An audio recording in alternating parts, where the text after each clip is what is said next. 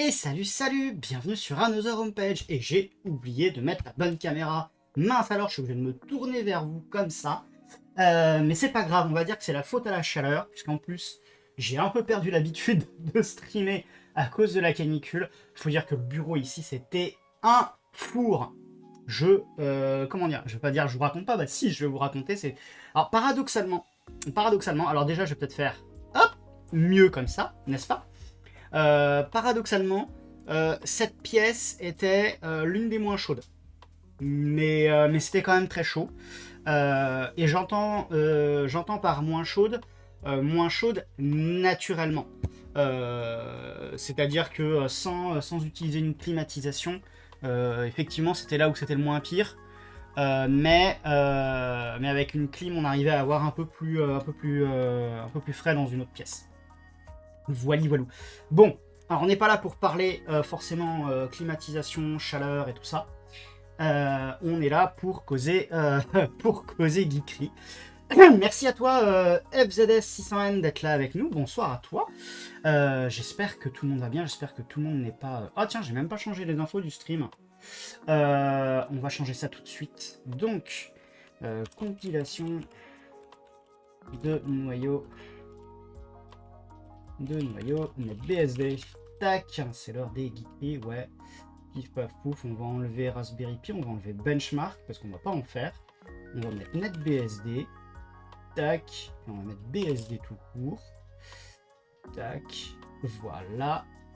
Ça c'est fait. Et ensuite, bah, il faut aussi que je modifie le titre du live. Là, non pas là. Là, vous voyez, là, il y a écrit Benchmark PTS, mais non. Non. On a dit que c'était dans les projets stream, et c'est le fichier goal. C'est l'objectif du stream. Allons-y.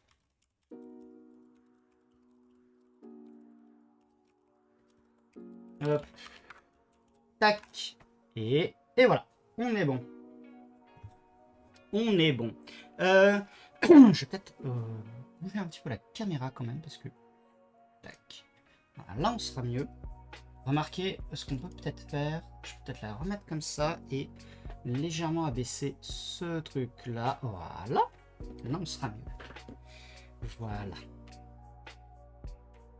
Très bien. Donc, l'idée ce soir, en fait, c'est que je continue d'avancer sur un de mes innombrables projets. Qui est en fait de me mettre en place comment dire, en fait j'ai envie d'avoir un noyau NetBSD allégé pour un usage en machine virtuelle. Ça c'est l'objectif. L'idée c'est que j'ai dans le même esprit en fait qu'on avait lancé que j'avais ressorti mes Raspberry Pi du placard, l'idée c'est d'essayer d'optimiser ce que j'ai pour minimiser l'achat de matériel pour faire des geekeries. Et dans cet esprit, par exemple, j'essaye de consolider un peu,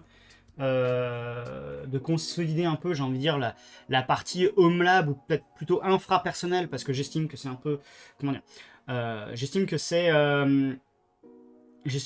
plus du Home Lab, mais plus de l'infrastructure, de la home infrastructure, parce que j'appellerais ça peut-être de la prod personnelle aussi.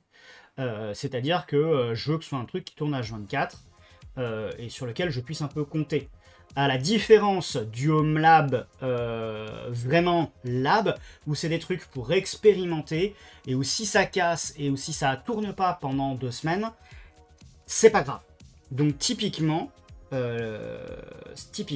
si je viens vous montrer avec cette caméra-là, typiquement, hop, vous voyez, le mini PC qui est tout à gauche, ça, pour moi, c'est ma prod personnelle. Ce n'est pas un Home Lab. Il y a un Proxmox dessus, il y a quelques VM. Ça, c'est, entre guillemets, ma prod personnelle avec le Switch.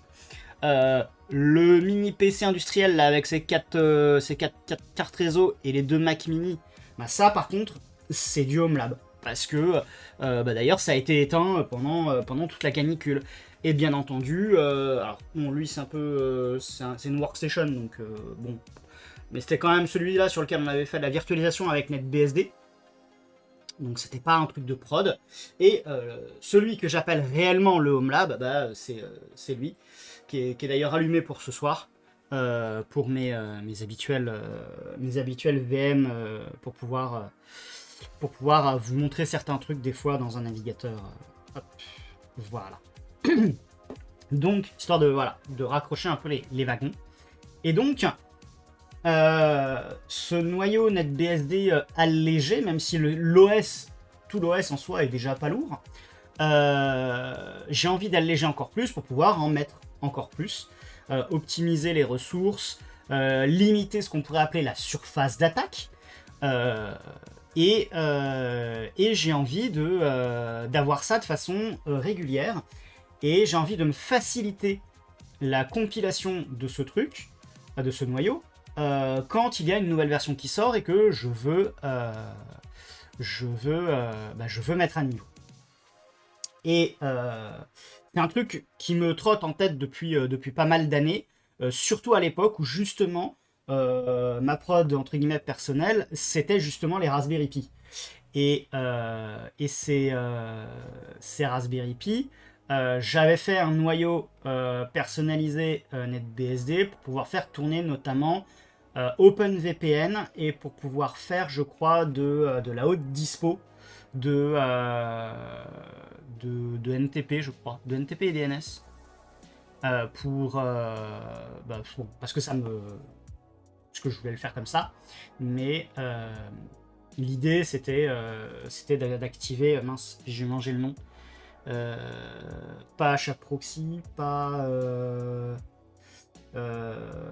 c'était quoi là, c'était salut à toi Apple Computer, c'est quoi déjà le truc de dispo sous BSD pour mettre en place des adresses IP virtuelles,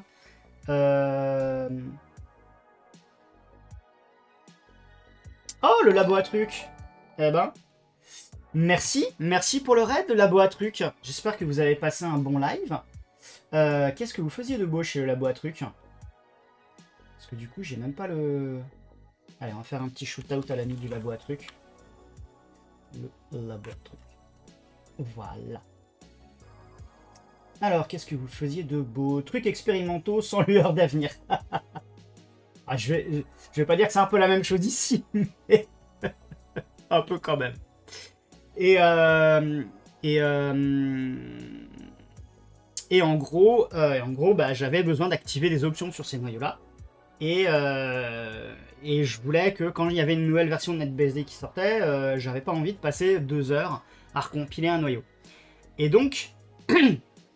Entre-temps, ayant découvert le merveilleux monde de l'intégration continue, je me suis dit, rien ne m'empêche de mettre en place un dépôt avec mes configs kernel et de pouvoir compiler ça depuis un conteneur. Puisque un truc qui est génial avec NetBSD, c'est que on peut compiler un noyau NetBSD depuis Linux. Tout l'outillage est disponible et c'est assez chouette. Et donc, je me suis créé un petit projet, voilà, qui s'appelle AHP-NB kernel. Hop, je vous le mets ici dans le chat. Et en fait, il se trouve que ça fonctionne pas trop mal. Et que donc maintenant, je vais pouvoir passer à une partie très intéressante qui va être vraiment d'optimiser mon noyau. Alors j'ai déjà un noyau, j'ai déjà une config noyau, je peux vous la montrer, vous voyez, elle est dans le NetBSD 10.1. Alors le AHP générique, c'est tout simplement une copie littérale du noyau, de la config noyau telle qu'elle est fournie par le projet NetBSD. Et le AHP virt, c'est celui dans lequel j'ai commencé à on va dire... à un peu faire quelques modifs. Et en fait, l'idée, c'est que ce que je veux, c'est enlever de ce noyau tout ce qui n'est pas utile pour pouvoir ensuite le rendre le plus léger possible et tout en faisant en sorte qu'il soit compatible avec de la virtualisation. Alors, au moins KVM. Idéalement, je suis tenté de dire que ça marche sur n'importe quelle virtualisation x86-64 connue en full virt. Donc si ça peut tourner sous VMware, sur VirtualBox, sous Hyper-V, ben je suis pas contre. Je suis pas contre. Si ça marche, tant mieux.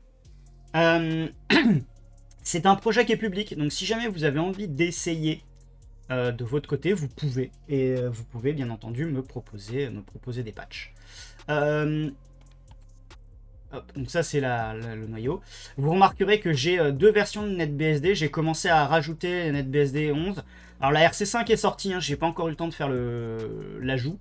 En plus ça me permettra de retirer des patchs un peu bizarres parce qu'il y avait des trucs qui marchaient pas en 11.0 RC4.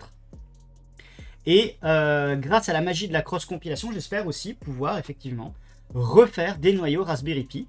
Ce qui me permettra, si jamais je n'ai pas envie de faire tourner des conteneurs Podman sur, sur ce petit truc, bah, je pourrais remettre un NetBSD dessus et, hop là, et voir si je peux pas, si vous me passez l'expression, si je peux pas un peu plus charger la mule.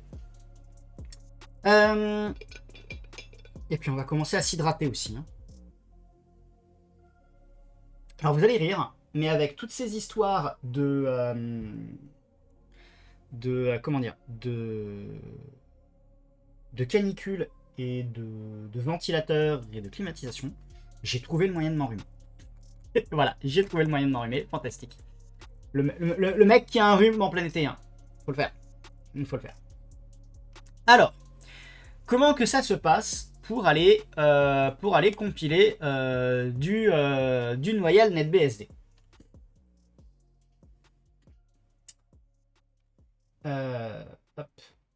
Ouais, c'est le classique de l'été. Et c'est encore pire quand t'as des allergies. Typiquement, alors moi c'est pas le pollen, c'est les acariens. Mais il suffit qu'il y ait un peu de poussière et tu remues avec les ventilateurs, tu remues la poussière.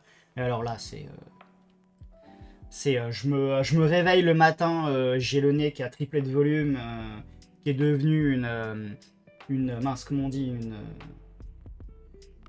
c'est quoi le truc là? La corne d'abondance. Voilà, une corne d'abondance. Le combo gagnant, ouais, exactement, le combo gagnant. Et bizarrement, je passe 2 heures dehors, tout de suite ça va mieux. Bref, à la base, je voulais aller dans Git. Est-ce que j'ai un programme à Git? Oh, ben dites donc, c'est la teuf au raid, c'est génial ça. Merci Chaos, pour le raid avec les 23 copains. Donc entre les 5 copains de le labo à trucs et allez, on va faire le petit shootout à l'ami Chaos. J'espère que vous êtes bien amusés chez Chaos. Qu'est-ce que vous faisiez de beau chez Chaos? Alors, c'était quoi le live? On continue l'exploration du glitch THM. Oh, ça sent la cybersécu. Ça sent le crever des allergies à toi choisir. Non, en vrai, il faudrait peut-être que je me mette à reprendre des antihistaminiques. Je pense à... Hop, tac. Faudrait que je pentest CTF. Ok, ouais, c'est bien ce que j'avais cru comprendre. Et salut à toi, Dompriv CTF d'ailleurs. Donc, on va... Tiens, d'ailleurs, je vais peut-être retailler ça. Voilà, comme ça, vous n'aurez pas le terminal... Hop, le blanc, pareil. Et le rouge pareil. Tac, voilà, comme ça, on est bien. Qu'est-ce que j'ai dans mes... Tac, HP, NB kernel. Je me disais aussi, branche main. Pof, parce que d'habitude, je fais plutôt ça sur l'ordi portable. Bah écoute, ça fait très plaisir d'avoir un nouveau. Merci beaucoup, Dompriv, de rester avec nous après avoir accompagné Chaos. Et merci pour le follow. Merci beaucoup. Je crois que j'ai pas pris le temps. Ouais, c'est ça. J'avais pas mis les... Ah si, il est activé pourtant. Bon. Faudrait que je trouve une alternative à Streamlabs au Cloudbot parce que j'ai l'impression qu'il est un peu dans les choux 9 fois sur 10. Ou qu'il y a un lag. Faudra que je fasse quelque chose, un de ces quatre pour ça. Que je fasse un truc en local. Ça peut être une idée aussi. Mais pour l'instant, j'ai d'autres trucs. Alors, donc, petit rappel, puisqu'entre-temps, il y a des gens qui sont arrivés. Le dépôt sur lequel on va faire Joujou, il s'appelle HPNB Kernel, il est sur Framagit. En fait, le principe, c'est que j'ai donc mes configs noyaux NetBSD, et puis j'ai une intégration continue qui se lance, et cette intégration continue, en fait, eh ben, elle déclenche un script de compilation qui s'appelle buildkernel.sh. J'espère que vous voyez bien, d'ailleurs vous me dites hein, si c'est trop petit ou trop gros. Et donc en fait, ce script va récupérer en fait les sources de NetBSD à la version qui nous intéresse. Donc là on va faire des choses avec NetBSD 10.1 qui est donc la dernière version stable actuelle. Et il récupère les tools, il récupère, enfin, quand je dis les tools, c'est les sources globales. Donc ça contient les outils de compilation en version source et les sources du noyau. Et aussi les sources, alors je crois que normalement j'ai fait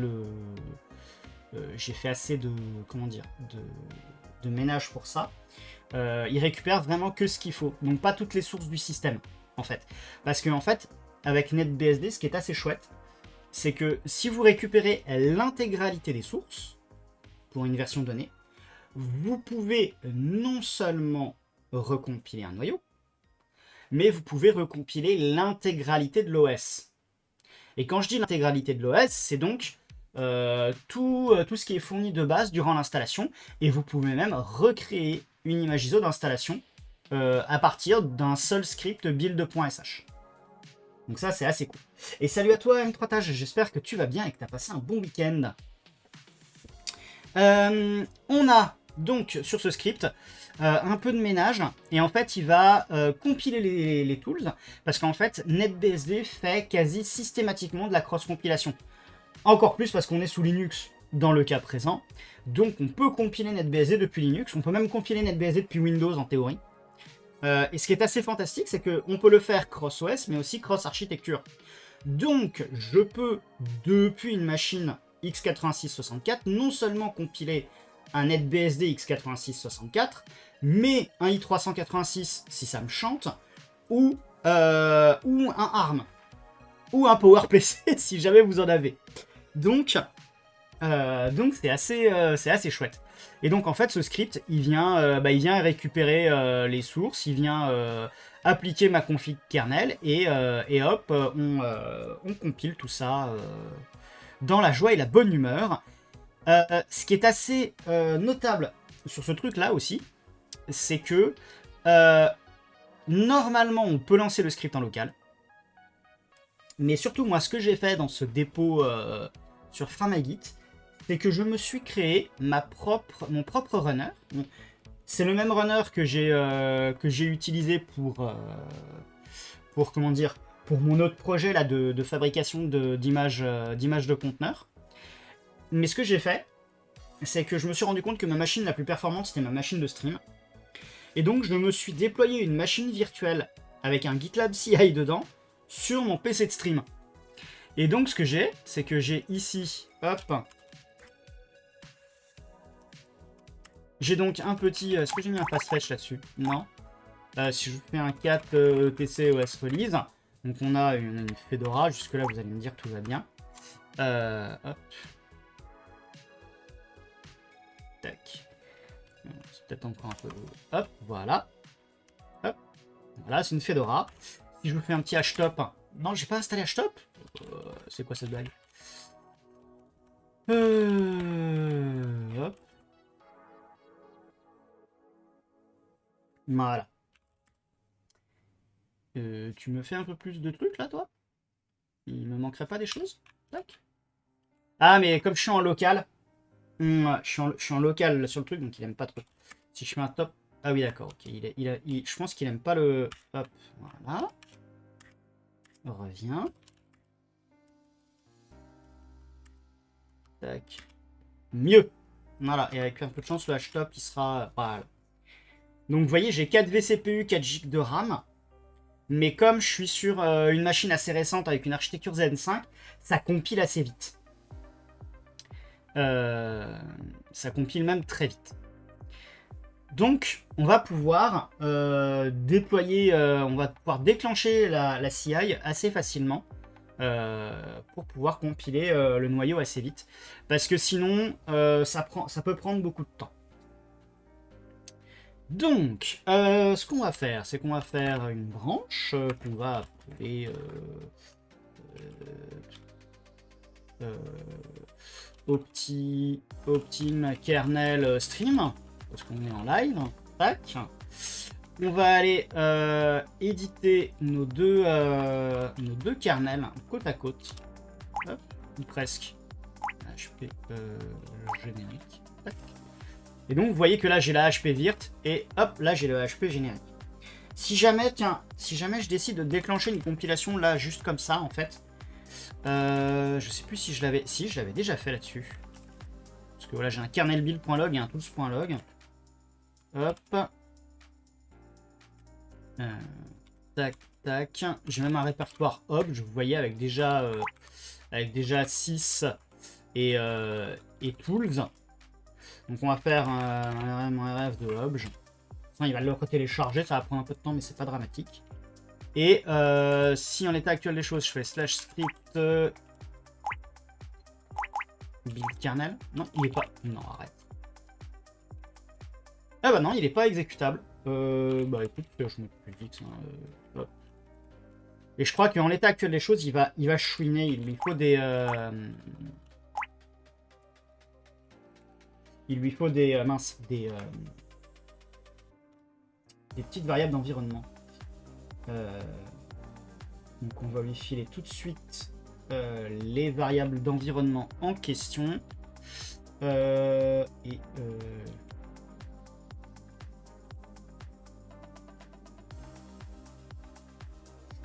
a priori... Tiens, je les ai pas. Bah si, en fait, je les ai. Je les ai. Il suffit juste que j'aille regarder en vrai dans le point GitLab CI. Et on a Arch, AMD 64, OS version. En fait, il va falloir que je place toutes ces variables d'environnement dans le bignou. Alors, eh ben on va le faire. Ça, je vais pouvoir. Tac. On prend le hop et puis on fait un export arch égale AMD 64. On a dit OS version égale netBSD 10.1. NB git branche. Salut Adrien, j'espère que tu vas bien. Un petit shootout à l'ami Adrien. Voilà. Égal, on a dit netBSD 10. Tac. Ensuite, le git commit. Alors pour l'anecdote, la raison pour laquelle le commit est directement comme ça spécifié, c'est parce que en fait, le projet netBSD aujourd'hui officiellement, son gestionnaire de code source, c'est CVS. Il y a un miroir, Git sur GitHub. Je vais vous le montrer. Hop. Tac. Voilà. Donc là, vous avez les sources officielles. C'est voilà, une conversion automatique. Le truc, c'est que vous remarquerez qu'il y a 0 release, 0 tag. Voilà. Et donc, en fait, je suis obligé d'aller chercher le commit de tag directement dans la branche qui va bien. Parce que le commit de tag se fait uniquement dans la branche adéquate. Parce qu'en gros, quand il y a une nouvelle release, enfin une nouvelle branche de NetBSD, par exemple la branche 10, et ben en fait, on fait une nouvelle branche NetBSD 10 dans CVS, enfin les mainteneurs principaux, dont je ne fais pas partie. J'ai un droit de commit, mais je ne suis pas dans les mainteneurs principaux. Donc, il crée la branche 10. Au moment où ils se disent bah la version trunk elle a l'air suffisamment stable pour faire enfin les nouvelles features sont plutôt sympas. On en a assez, c'est à peu près stable, mais ça pourrait être mieux, mais c'est quand même assez stable. Et donc ils disent allez, on crée la branche par exemple NetBSD 10. Et à partir de cette branche NetBSD 10, on commence à sortir les versions bêta, les versions RC. Et donc on a des commits qui viennent dire hop, on tag la version NetBSD 10 RC bêta 1, bêta 2, RC1, RC2 jusqu'à la finale. Et cette branche 10, une fois que NetBSD 10.0 sort, elle continue de vivre puisqu'elle est de facto la branche NetBSD 10 underscore stable. Et en fait, cette branche va accueillir des correctifs. Donc on peut décider par exemple, si on n'a pas envie d'utiliser NetBSD 10.0 mais qu'on a besoin des correctifs qui sont dans les commits d'après, on peut récupérer l'état de la branche à cet instant-là, construire nous-mêmes le système et installer un NetBSD qui aura pour version 10.0 underscore stable.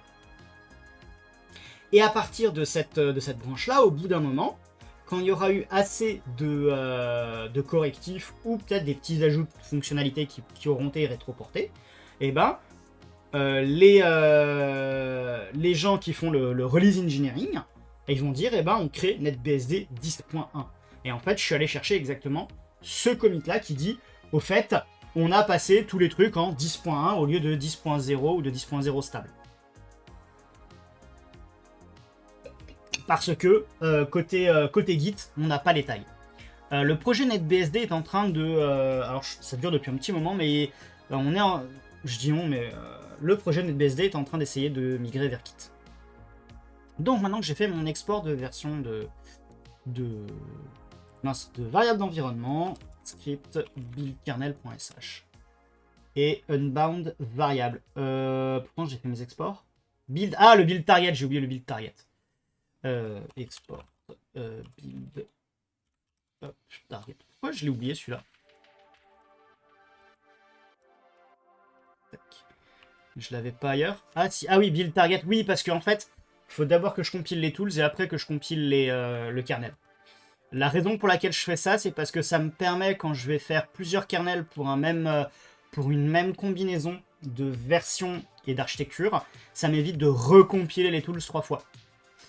Je pourrais par exemple envisager, là j'ai mon kernel à HPVirt qui est pour de la virtualisation, je pourrais envisager d'avoir un autre kernel qui serait spécifique à un ordinateur. Par exemple, je pourrais avoir un kernel NetBSD tuné pour les Mac mini, si ça me chantait. Donc, build target égale tools. Hop. Voilà. Donc, alors j'espère que ça va pas faire planter le live parce qu'en fait, je viens de me percuter que il va utiliser une cible make en auto-détectant le nombre de threads sur la machine. Donc il va prendre tous les CPU de ma machine pour compiler les tools. Je pense que je vais lui faire un petit patch local, le truc. Encore que. Qu'est-ce que ça donne si je fais un petit backup? La machine, elle en est où?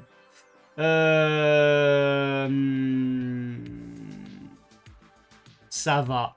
Une load average à 2,51. Ça va. Ah, il y a eu un fail. Qu'est-ce que j'ai loupé? J'ai dû louper un truc et comme en plus je suis sous Fedora, il y a peut-être des petits trucs qui ont lâché.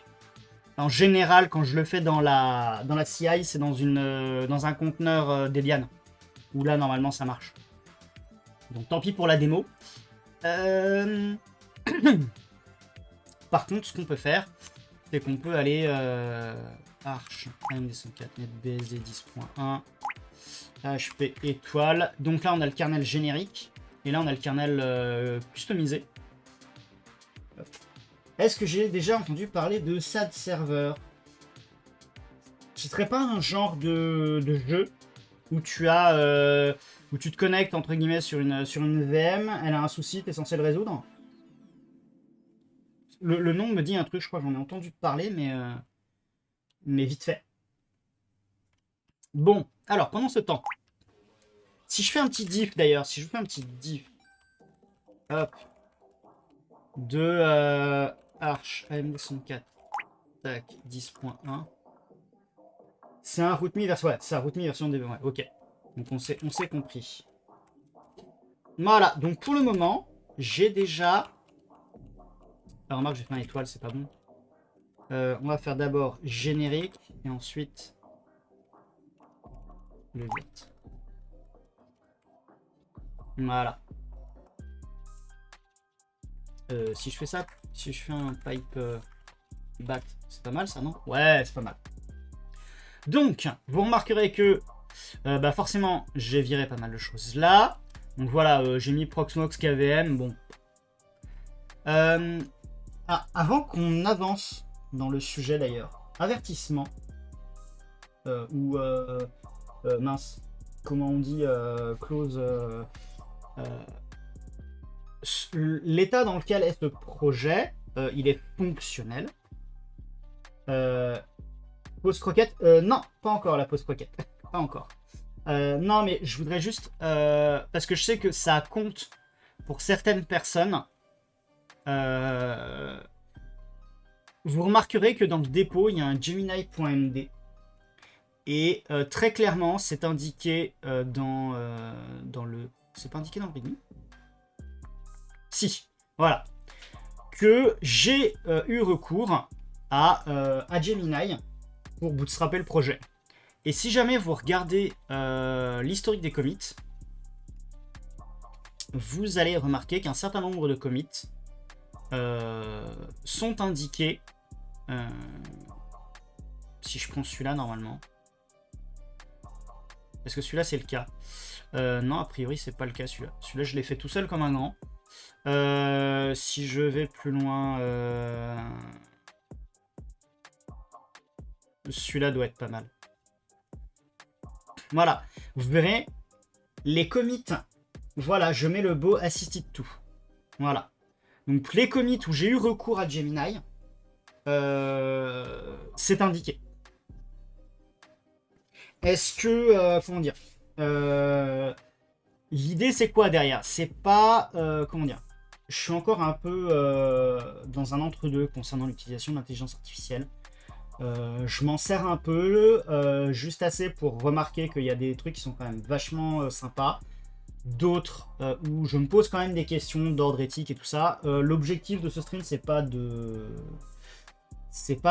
comment dire, c'est pas de répondre à ces questions. Je suis pas là pour faire de l'éthique ou de la morale, je suis là pour faire de la technique à la base. Je vais pas vous sortir un mince, je sais plus comment il s'appelle, l'outil pour accéder à Gemini en ligne de commande. L'idée c'est que je voulais expérimenter. J'ai profité de ce projet pour expérimenter parce que je pense pas que ce soit entre guillemets grave. C'est pas un projet qui va comment dire, c'est pas un projet qui va être grand et professionnel comme le projet GNU. Si vous voyez la rêve. Alors oui, Apple Computer c'était Gemini Cli, mais Gemini Cli a été rendu obsolète.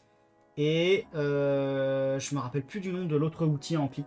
Et salut Xavier, merci aussi pour ton resub, merci beaucoup. 56 mois, oh là là, 56 mois, t'es génial Xavier, merci.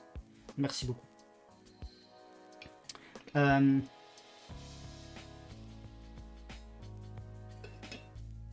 J'ai oublié le nom et d'ailleurs je trouve moins bien que Gemini Cli le truc, mais bon. Normalement Gemini Cli ne fonctionne plus. Ou alors ils sont sur la fin. Enfin bref, toujours est-il que voilà, je vais pas vous sortir tout de suite, je vais pas faire des trucs avec de l'IA en direct. J'aurais un peu du mal à voir l'intérêt pour être honnête. Donc quand on est en live, j'estime que voilà, je vais pas sortir ça tout de suite, sauf si je fais un live spécial IA, mais il n'y a pas de raison dans l'immédiat que j'en fasse. Voilà, toujours est-il que je voulais prendre un instant pour vous avertir. Si vous voulez absolument pas voir de contenu qui a été produit en collaboration avec un LLM, malheureusement, pour ce projet, passez votre chemin.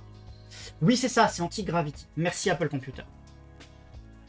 Est-ce que ça veut dire que je vais continuer à utiliser de l'IA pour ce projet ou est-ce que je ne vais pas m'en servir? Je sais pas. Je verrai au cas par cas quand est-ce que j'estime que ça fait sens, quand est-ce que j'en ai besoin ou pas besoin. Ou bref. C'est aussi un terrain d'expérimentation pour ça. Et on verra plus tard. Comme leur VS Code rebuild. Ah, peut-être. Je sais pas du tout. Pour être honnête, j'utilise pas VS Code, quelle qu'en soit la version, donc bon. Alors, qu'est-ce que j'ai déjà viré sur mon kernel custom? Ah oui, tiens, d'ailleurs, j'allais oublier. Autre truc, parce que personne ne l'a sorti ça pour le moment, mais il faut quand même que je vous en cause d'un autre projet qui, lui, s'appelle Small BSD de la Mini1000. Tac, voilà, smallbsd.org. Vous pourriez me dire, Nils, t'as qu'à utiliser SmallBSD au lieu de m'embêter à faire de la CI et des configs kernel. Alors d'une part, j'ai appris des trucs en faisant mes configs kernel custom, en faisant la CI, et j'ai pas que appris à utiliser Gemini CLI ou Anti-Graffiti CLI. Le principe de SmallBSD, c'est d'utiliser ce qu'on appelle de la micro-VM. Donc ça va être une VM vraiment avec 3 fois rien dedans, parfois même pas de gestion, enfin si, il y a de la gestion de réseau. On a utilisé du SmallBSD sur la chaîne il y a quelques mois de ça, on s'était bien amusé avec. Mais ce que je veux, c'est pouvoir utiliser de la VM classique. Je veux garder l'aspect VM classique pour le moment. Faudrait que je vois. Enfin, en fait, ce qui se passe, c'est que comme SmallBSD, c'est uniquement basé sur les micro-VM et que moi, je veux utiliser une VM classique sur du Proxmox, SmallBSD n'est pas fonctionnel comme ça. Il faudrait que je patch mon Proxmox pour utiliser le type micro-VM. Et c'est un patch qui, aujourd'hui, n'est pas considéré comme stable. Par ses créateurs, et donc par précaution, je veux pas installer ça. Alors on pourrait, un de ces quatre, se monter, pourquoi pas sur un iMac mini, le patch et pour tester, ça peut être marrant, ça pourrait faire un bon live, mais c'est pas l'objet aujourd'hui. En fait, voyez mon projet comme une variante du kernel cloud de Debian, mais pour NetBSD. Voilà. Mais ça ne vous empêche pas, si vous avez envie d'essayer, d'aller voir SmallBSD, d'essayer aussi de votre côté, d'aller faire coucou à l'ami Emile sur ses lives. D'ailleurs, on va faire un petit hop. Tac. Et oh. Tu le fais le shootout? Voilà.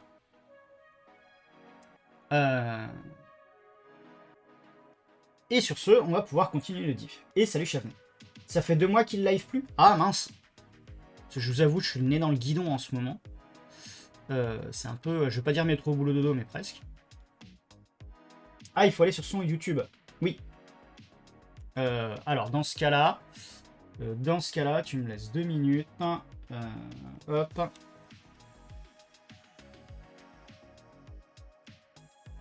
Tac. Tac. Et je vous mets... Zut. Qu'est-ce que j'ai fait de... Voilà. Et voilà. Et merci Chavenet et salut à toi aussi. J'espère que tu as passé un bon week-end. Voilà, comme ça au moins, vous avez la chaîne de Emile. N'hésitez pas à aller poser vos abos là-dessus. Donc, vous remarquerez que j'ai viré des trucs. Par exemple, le Intel Enhanced Speed Step. J'ai viré les températures, les températures sensor, par exemple. Voilà, ça a dégagé. J'ai viré l'option insecure, peut-être que je la remettrai, mais normalement c'est juste pour des serveurs. Voilà, on verra, il y a peut-être des trucs que je remettrai, mais dans l'immédiat... Vous voyez, par exemple, j'ai viré le PVH DOM 0 support. Parce que bah, l'idée, c'est de faire une VM, pas de faire un hyperviseur. Voilà, voilà. Donc pareil, tiens, j'aurais peut-être pu laisser les trucs Kassan. Bon, on verra. Je pourrais les remettre à l'occasion.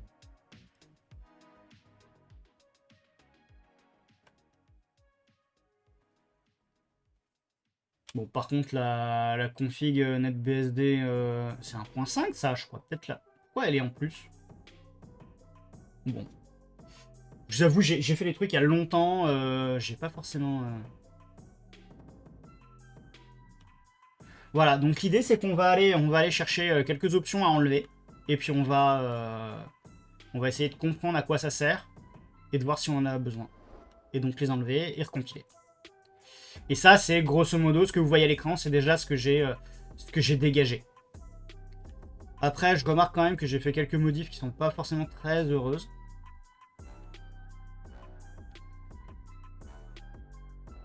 Mais on essaiera de remettre ça d'équerre. Et j'espère pouvoir en avoir un aussi pour NetBSD 11 quand ce sera dispo. Bah typiquement, pourquoi j'ai gardé les Synaptics et les Antec Touchpad? Bref. Ah, c'est peut-être parce que c'est des trucs... Vous voyez, j'ai viré les pilotes graphiques. Par contre, j'ai laissé des trucs Intel Radeon. Wow. AMD GPU, j'ai viré. Nouveau, forcément, j'ai viré. Ok. Bon, allez, c'est parti.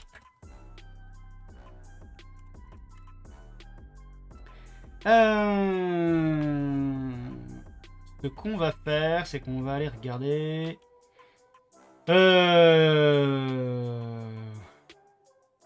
J'ai gardé comme la compat 32 bits. Donc on peut exécuter des binaires NetBSD i386 dessus. Je suis pas sûr que ce soit vraiment utile, mais ok. Qu'est-ce que j'ai dans les file systems? FFS, EFI, Kota, UFS, WAPBL, 19, NFS Server. Ok. Bon. IPv4, IPv6, IPsec, NetAtalk. Ouais, ok. Ok. WSCons. Ça, on va laisser. IPMI support. Bah, en vrai, on n'en a pas besoin. Voilà. Les trucs ACPI, pour l'instant, je vais pas forcément les virer. Parce que des fois, il y a des trucs qui sont émulés comme ça.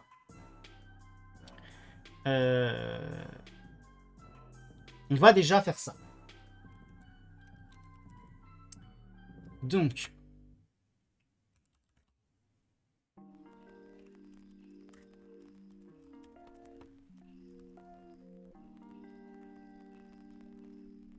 Ouais, je vais mettre fit. Allez.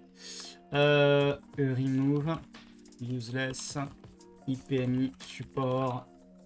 On VM. Tac. Voilà. Donc là ensuite, je sais pas si j'ai mes alias, donc on va le faire comme ça. Hop, copy link. On va créer. Hop. Un nouveau. La description est bon, je me la signe à moi-même. Tac, tac, tac. Créer la merge request. Et là, normalement, vu que je viens de créer la merge request, on va pouvoir aller jeter un œil. J'ose espérer que, voilà, on a un pipeline. Il est running. Voilà. Et là, normalement, si je reviens ici, vous remarquez que pour le moment, la machine, elle fait pas grand-chose. Mais j'ai envie de croire qu'on va la voir commencer à travailler un peu. Mais en tout cas, hop. Il est en train de... Ouais, il est en train de commencer à travailler sur, justement, voilà, AHPNB kernels runner Zen 5. Et comme par hasard, c'est normalement cette machine-là. Hein, si je reviens ici, vous voyez le nom à part GitLab runner Zen 5. Voilà. Donc là, pour le moment, il est juste en train de se préparer.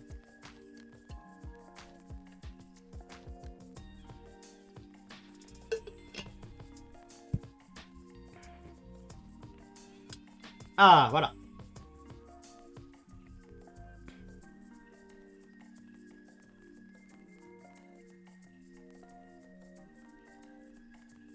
Donc là, déjà, il récupère... ouais, il a installé les dépendances pour Debian. Il a fait un petit chmod plus X. Il clone le contenu des sources de NetBSD. Avec quelques petits trucs en moins. Mais ça finalement, c'est un truc qui prend pas mal de temps, en vrai. Quand il y a l'intégralité des sources, on est à plusieurs gigas. Parce qu'on parle quand même des sources d'un système entier. Hein. Alors certes, un système léger, mais quand même, mine de rien, il y a pas mal de composants dedans. Hein.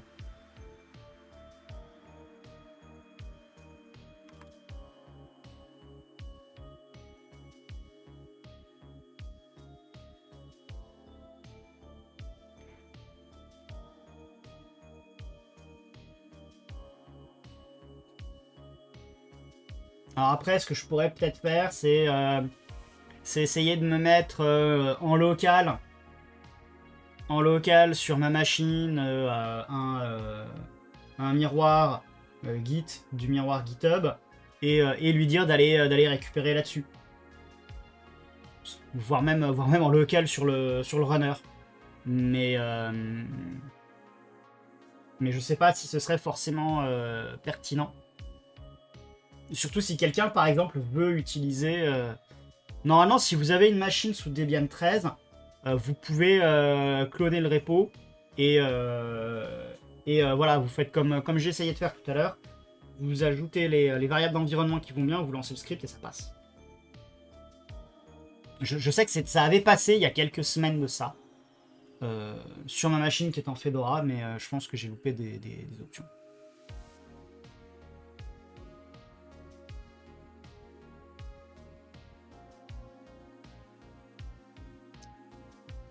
Hop. Ah, il commence à travailler un petit peu, vu qu'il fait les fetch machin chose, là, voilà, il travaille un petit peu, mais pas beaucoup.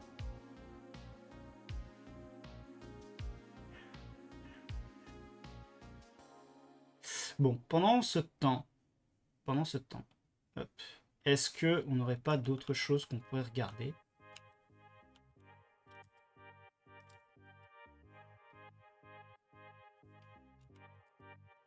On est sur quelle ligne? 128. Bon, ça pour le moment, je vais peut-être pas les virer. Ouais, WSCons, on a vu, voilà, les DRM KMS. Ça par contre, je pense que je vais les dégager.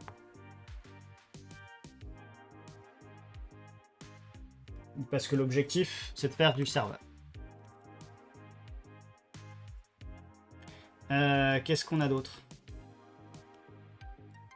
Bon, les hardware monitor, à mon avis, ils vont peut-être sauter aussi. Power management, pareil.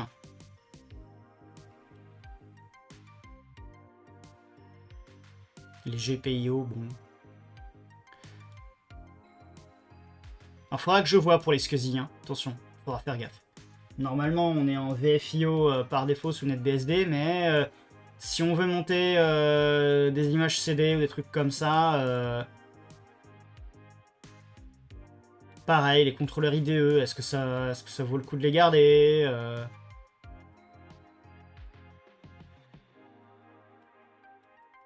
Et pareil pour les interfaces réseau. Bon, alors, bien entendu, il doit y avoir la... Tiens, elle y est pas là-dessus, là, je la vois pas, là. Mais typiquement, la Amazon.com, je me pose la question, est-ce que ça vaut pas le coup de la garder? La VMware VMXNet 3 aussi. Par contre, je vois pas la KVM, enfin la libvirt. La VFIO. Bon, les trucs audio, ça va pouvoir sauter, je pense. Ah, d'accord, les VirtIO sont laissés ici. Et donc, on a VirtIO Network Device qui est là. Voilà. Bon, job succeeded, le temps qu'on regarde. Mais il a succeeded, mais il a compilé les tools. Donc si ça se trouve, si on revient ici sur la... Ah non, on l'a pas vu. Oh, dommage. Mais on a... Ah si, le d'average 5,58, donc ça a monté. Ça a monté. Donc maintenant, j'aimerais bien que tu me compiles mon noyau. Je veux un noyau. Allez, je veux un noyau. Dépêche-toi. Dépêche-toi. Je veux mon noyau.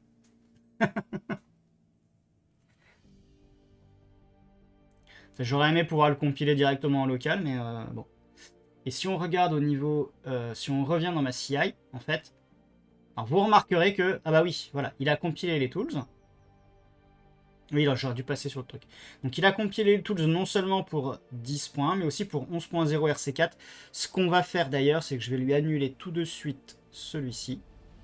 Pour gagner du temps. Et pareil pour le générique, je vais l'annuler aussi. Autant en temps normal, je peux avoir la patience, mais là, comme on est en live, je voudrais qu'il me... Tac. Donc là, il reclone un petit peu. Pourquoi il reclone d'ailleurs? Il est pas censé...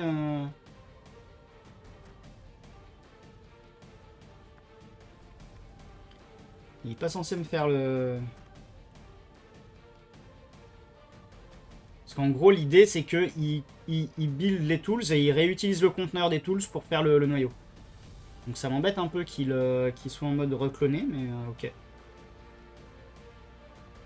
Ah, remarque, il clone peut-être juste le noyau. Enfin, en tout cas, les sources du noyau.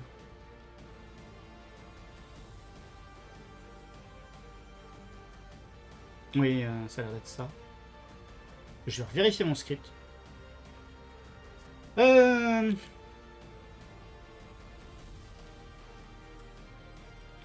que quand il fait le sparse clone...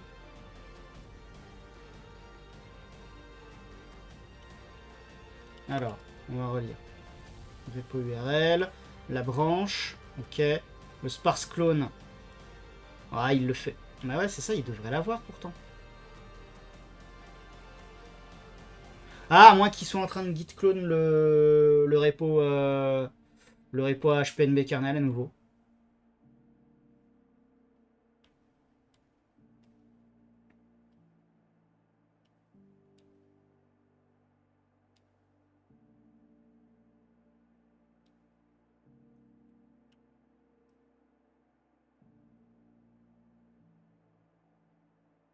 Et donc, vous voyez, hein, j'ai un voilà, j'ai un -JNproc pour utiliser tous les threads possibles. Et c'est aussi l'une des raisons pour lesquelles je n'utilise pas le runner GitLab intégré à Framagit, même si je l'ai utilisé au début, parce que, comment dire, je suis pas tout seul sur ce serveur GitLab là, donc ce serait un peu dommage, alors que j'ai de la puissance à la maison, de les embêter, sur leur serveur. Ah non, remarque qu'il dit applying sparse checkout. Starting optimize retrieval. Ouais, donc en fait, il a pas récupéré. Il a gardé juste obj dans le truc.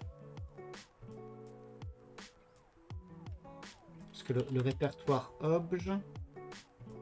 Ouais, il est au même niveau que le répertoire SRC. Hein. Ouais. Donc en vrai.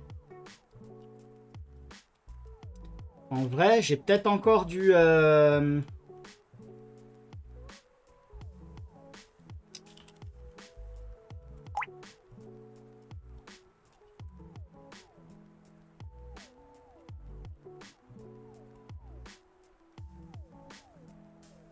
Il est censé...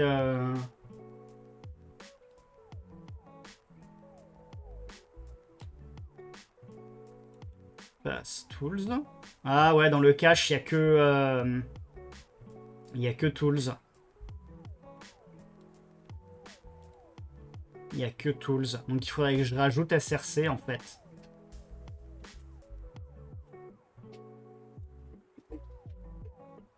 Je pense qu'il faudrait que je rajoute SRC pour que ça aille encore plus vite. Parce qu'en fait, on perd du temps à recloner, certes de façon optimisée, mais on perd du temps à recloner les sources NetBSD.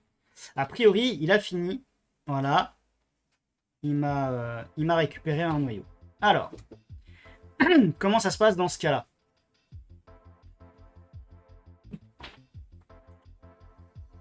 On va revenir là.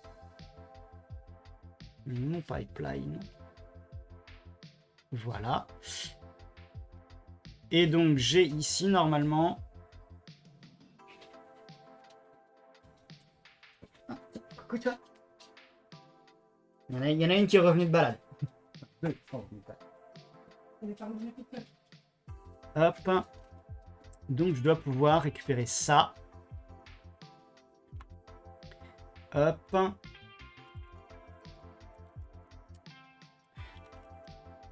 Ce qu'on va faire, c'est... Comment il s'appelle le fichier qui m'a téléchargé?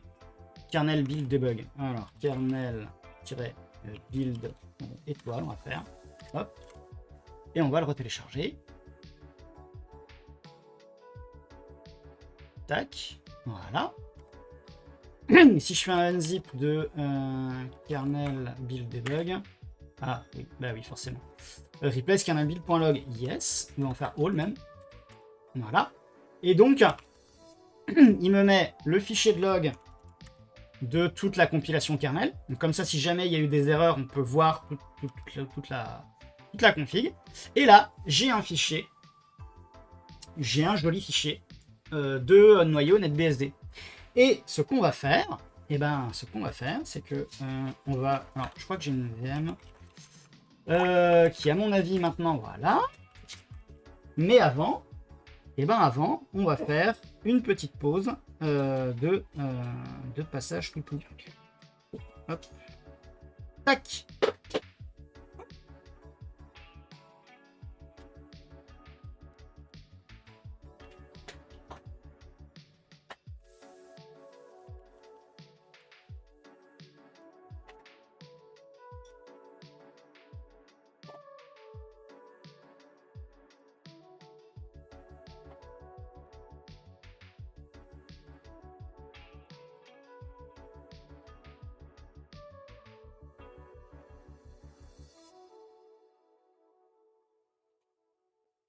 La balade s'est bien passée. Oh, oui. Elle a été chouette. C'était pas facile. Il y avait beaucoup d'enfants, beaucoup de vélos, beaucoup de petits enfants qui faisaient du bruit. Ah non. Entre la longue balade de ce matin et ça, dis donc. On a fait 1 heure là. Bah ouais. Bah elle a quasiment fait 2 heures ce matin. Alors on a fait 1 heure, on est resté un peu assise, machin. D'accord. Elle a pas fait une grosse commission. Bah elle a fait 2 fois ce matin. Bon. Ouais, elle fera peut-être ce soir pour la dernière balade. T'avais coupé le micro ou... Non. Oh. Ah, il n'y a rien de... Bon appétit, Arina. Hein. Oh oui, toujours un bon appétit. Okay. Ah, elle se rapproche de la caméra, c'est plutôt pas mal. Ah non, c'est parce que c'est la gamelle. Moi qui me disais qu'elle commençait à apprécier la caméra. Une bête de scène.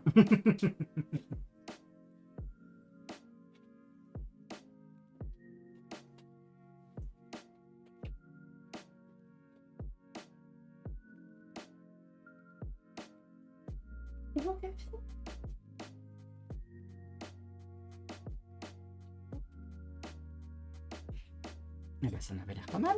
Hop. Allez, je vais pouvoir repasser. Tac. Merci.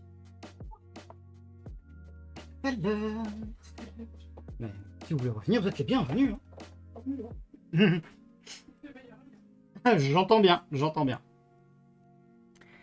Alors, ce que je vais faire, c'est récupérer ce truc-là et l'envoyer sur une machine qui s'appelle Apart Bastion. Tac. Voilà, alors vous avez mon gros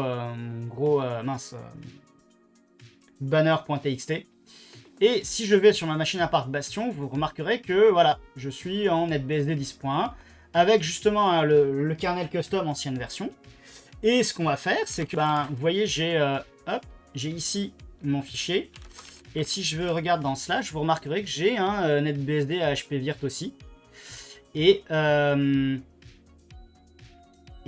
qu'on peut faire, c'est qu'on peut faire un du-sh de ça et de slash. Je me suis mis un... Ouais, alors je l'ai appelé Bastion, mais c'est un peu... comment dire, c'est un peu je me la pète. C'est une machine de rebond que je peux utiliser depuis l'extérieur. j'ai pas obligatoirement besoin de me connecter à ce bastion pour me connecter aux autres machines. C'est juste une machine dont l'accès SSH est ouvert depuis l'extérieur. Sur un port bien entendu aléatoire. Et bien entendu que de la clé SSH pour s'y connecter. Mais voilà.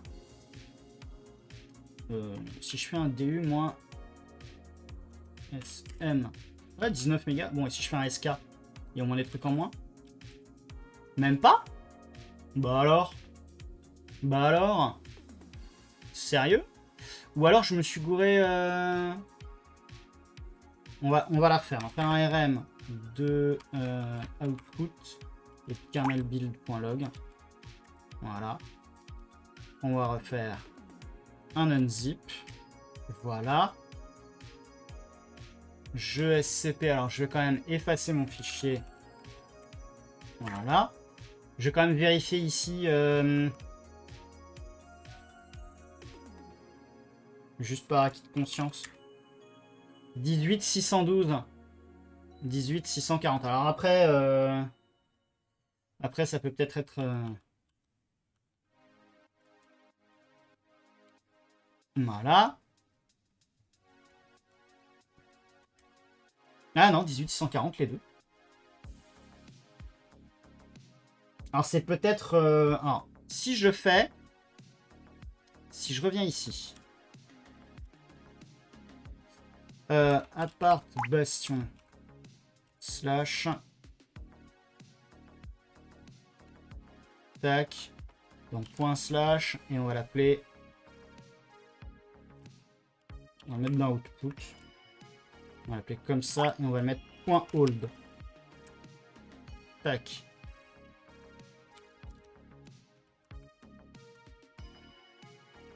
Ah ouais, ouais, il y a une toute petite différence. Voilà. Voilà. Petite différence. Donc, les noyaux ne sont pas identiques. Et on peut même le faire autrement. Hein. On doit avoir un MD5 sum.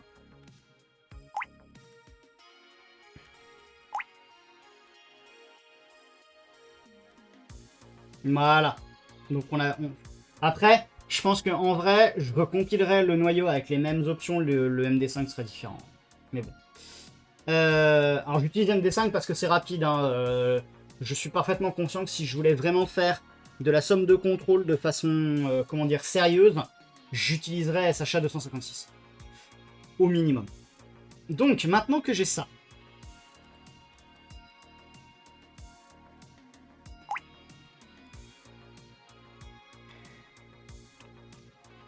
Ok.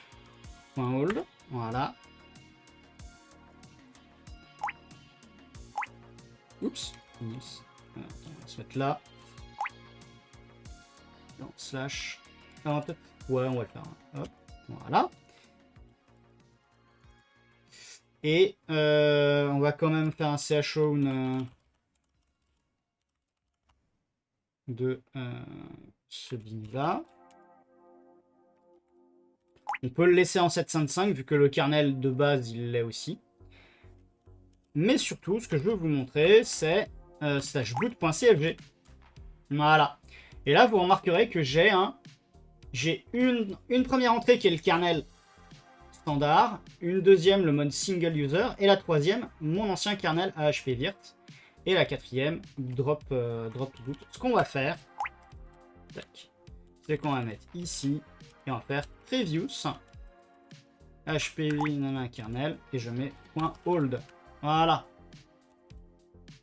Et on fait un reboot. Voilà. Alors, ce qu'on peut peut-être faire aussi, c'est aller sur le... hop.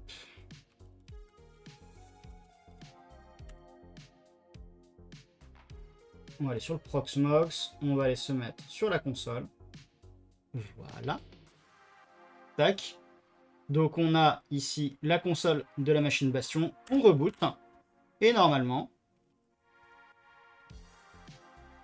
si tout va bien,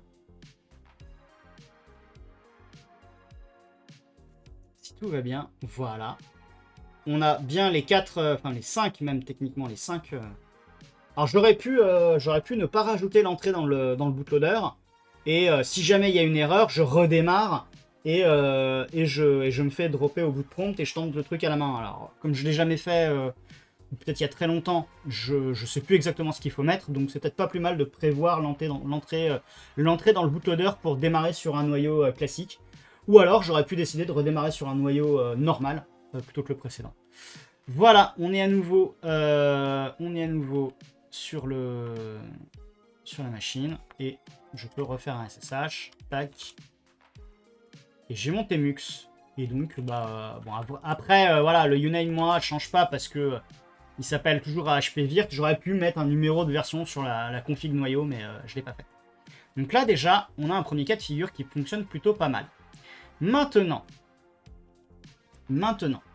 est-ce que je tente de rajouter, j'avais dit le répertoire SRC? Je pense que je vais le rajouter.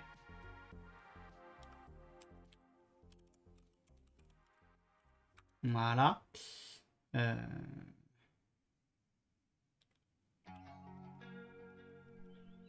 Tools template. Ouais. Donc pareil. Je sais que ça va être gros en termes d'artefacts, mais a priori, je pense que ça va être mieux. On va quand même... on va rajouter justement un... Alors,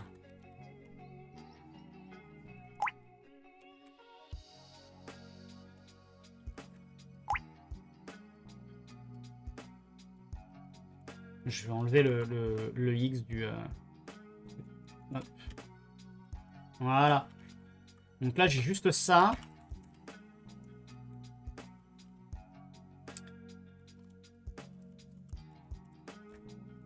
Et on va dire...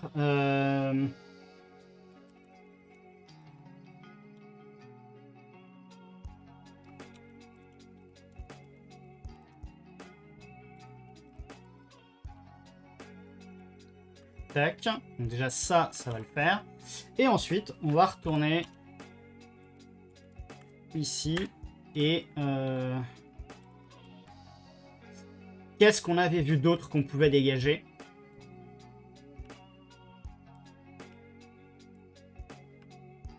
Je crois qu'on avait regardé... Ouais, les DRM KMS Driver. Allez. Tac. On les enlève.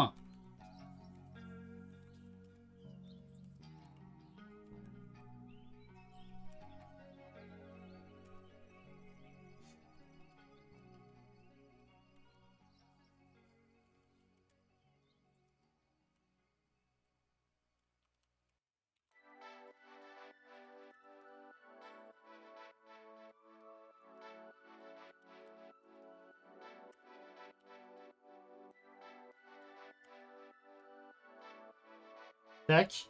Et donc là, normalement, vu que j'ai repoussé mes commits, ça a dû déclencher un nouveau pipeline. Voilà. Donc on va faire pareil, on va regarder notre pipeline. On va annuler les tools NetBSD 11. On va annuler le kernel NetBSD 11, bah, il est skipped. Et on va annuler le kernel générique pour pouvoir gagner du temps sur notre live.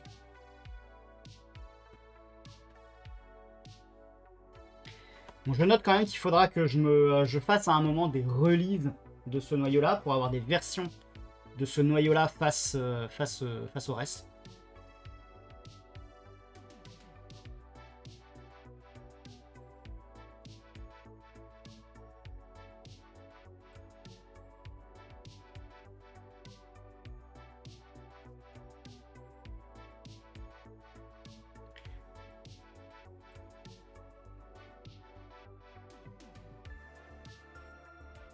Et il en est où pendant ce temps, le runner?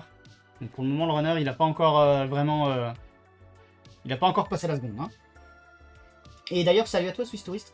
Tu disais l'inode? Non, non, c'était pas une question de numéro d'inode. Hein.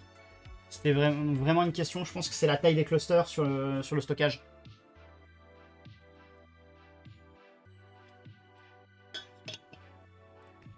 Qui fait que les fichiers avaient l'air d'avoir la même taille.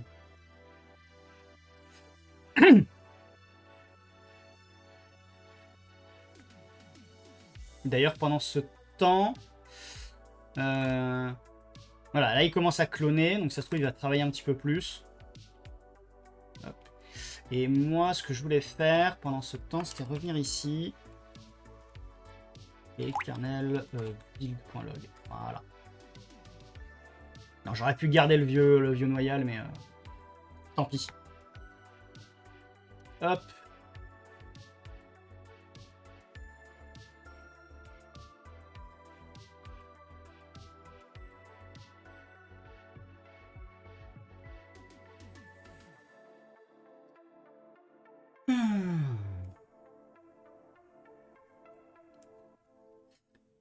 Et donc, pendant qu'on y est, tiens, puisque Apple Computer, ce que je me reste, ce que j'ai dans mon infra.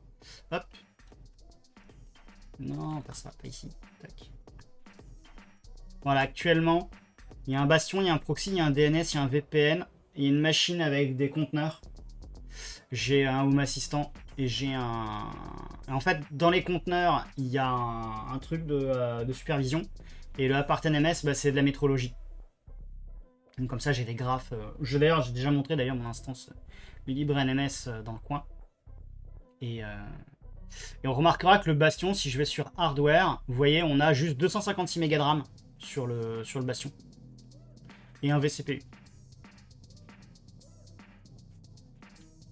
D'ailleurs, il y a des fois, je me demande même s'il n'y a pas moyen de... Ouais, non. On peut pas faire moins. Tac. Ah si, on a les CPU unit. Je pourrais baisser... je pourrais peut-être baisser le nombre de CPU unit. Genre, lui donner 0,5 CPU. Parce que vraiment, le bastion, voilà, il est juste là pour du SSH. Hein. Et encore, je pourrais peut-être monter un petit... Non, c'est pas du cube. Pas du tout. Là, c'est que de la VM. Hein. Et pour les pods, c'est du podman. Hein. Donc, pour le coup, j'ai juste fait du quadlet. Donc, j'ai une unité système D par pod. Et... parce que... j'estime pour le moment que c'est suffisamment simple comme ça. Je sais que j'ai lu des trucs assez sympas dans Sysops Pratique ces derniers mois, où quelqu'un avait installé justement une version de Kubernetes super légère sur un Raspberry Pi 4, je crois. 4 ou 3, je sais plus. J'avoue, ça avait l'air sympa. Ça avait l'air marrant. Mais j'en suis pas à ce délire-là.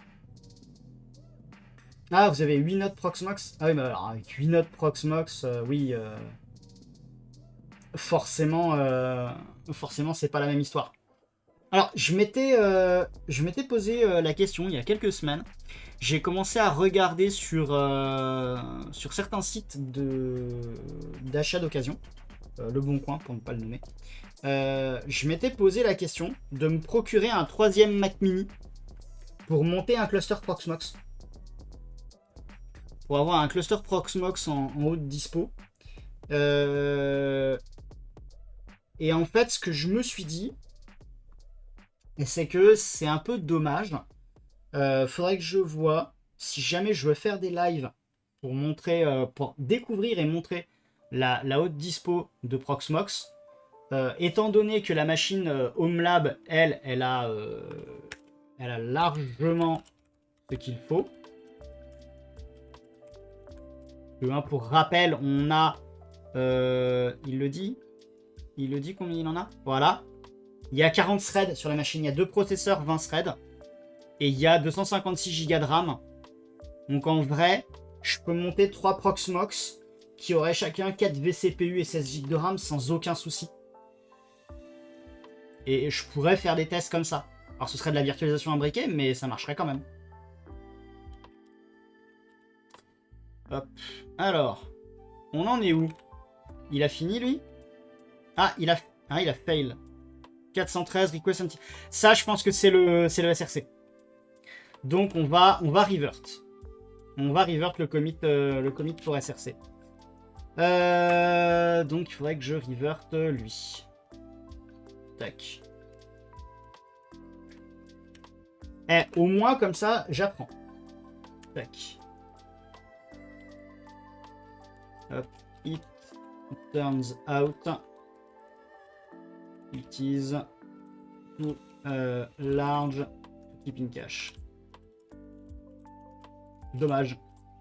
On aurait gagné du temps, je pense. Voilà, allez, c'est reparti. On doit avoir maintenant un nouveau pipeline. Voilà. Tac.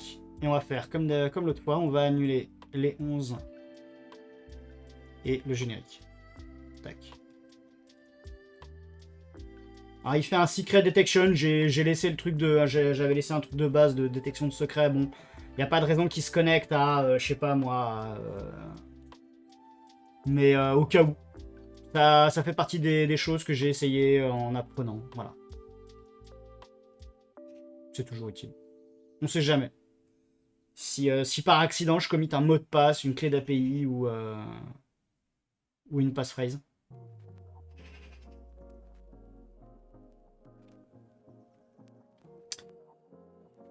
Ah, donc Apple Computer, tu serais intéressé si jamais je montais un Proxmox, un cluster de Proxmox virtualisé? Après, je crois que j'avais déjà essayé de vouloir monter un Proxmox virtualisé justement sur la machine HomeLab et que j'avais eu des soucis de réseau. Mais je pense que c'est parce que j'avais voulu faire du bridge dans du bridge. Donc forcément, il y avait un souci. Alors que là, je pourrais le mettre dans le sous-réseau du HomeLab.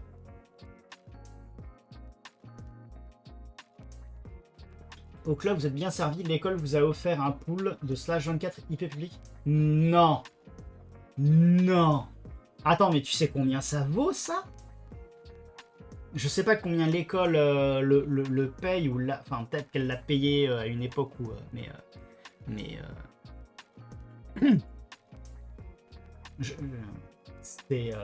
Aujourd'hui, ça vaut super cher, un /24 public. Ah là là.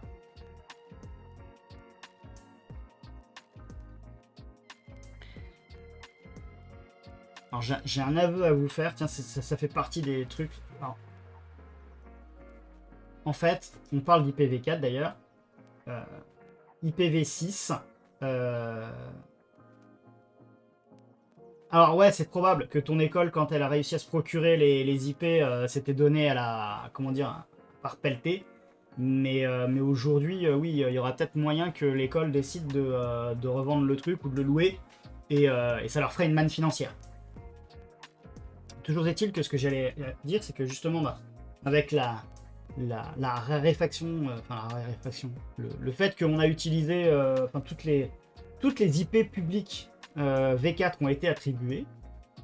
Après, rien n'empêche d'en réattribuer des existantes parce que ça se revend, parce que voilà. Mais l'essor d'IPv6 reste encore, même si ça a quand même bien avancé, ça reste quand même encore à continuer. Je vous avoue que c'est un truc que j'ai entre guillemets soigneusement évité. Je ne veux pas dire que j'ai activement évité IPv6, mais par manque de temps, j'ai fait pas mal d'autres choses. J'aimerais bien, ça fait partie des choses que j'aimerais, comment dire, IPv6, ça fait partie des choses que j'aimerais aussi apprendre. Mais en fait, je me dis, c'est que si je faisais un live sur IPv6 pour apprendre IPv6, je serais un peu embêté vu que toutes les IP sont publiques. Ça veut dire que de facto, ce serait, comment dire. Bah après, je sais que je pourrais utiliser des trucs comme mince. C'est qui propose un tunnel avec des IPv6 Hurricane électrique. Donc je pourrais très bien, pour éviter de faire fuiter les IPv6 associés à ma connexion perso, je pourrais faire un tunnel. En plus, on pourrait le faire depuis le HomeLab. Donc ça pourrait être une idée. Mais j'avoue, je suis un peu... Faudrait que je fasse des tests avant. Et qu'ensuite, en live, on puisse tester des trucs. Mais c'est pareil, aujourd'hui, par exemple, mon infra... Enfin, j'ai un serveur dédié sur Internet. Il est accessible qu'en IPv4. Et voilà, salut Ace 780. Et voilà pourquoi on met en place un pare-feu au lieu de se reposer sur du NAT pour la sécurité. Coucou Ilican. Non, non mais très, très sérieusement, enfin... Ah, ah tiens, il y a des plages privées. Ok. Alors, ouais, alors je crois qu'il y a les trucs FE80.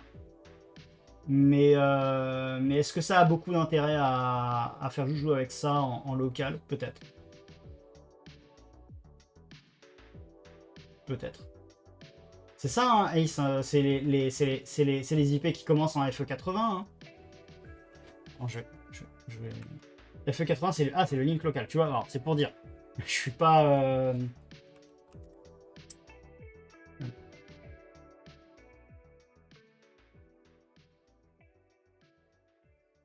Ouais, non, j'ai... Le pire, c'est qu'en vrai, avec les fois où j'ai fait des IP ADDR show sur mes machines ici en live, il y a peut-être moyen que je vous ai montré des IPv6 valides et que quelqu'un se dise tiens, il a encore cette IP là, je vais tenter de le DDoS. Alors s'il vous plaît, ne faites pas ça. Mais bon, ça c'est cool déjà. Voilà, il a déjà compilé les outils lors du truc précédent. Ah, bah voilà, uploading artifact, job succeeded. Allez, on va les récupérer. Alors, ils sont où les... T'as FC0/7 qui est un poil plus utile. Ah, donc ils ont vraiment fait des IP privés? Ok. Et ils ont et du coup, ça veut dire que le NAT existe aussi en IPv6 maintenant. Parce que je crois que justement, ça avait été volontairement enlevé, non? Il y avait une volonté, enfin, il y avait le NAT 624 ou 426 pour avoir de la translation entre les deux, mais...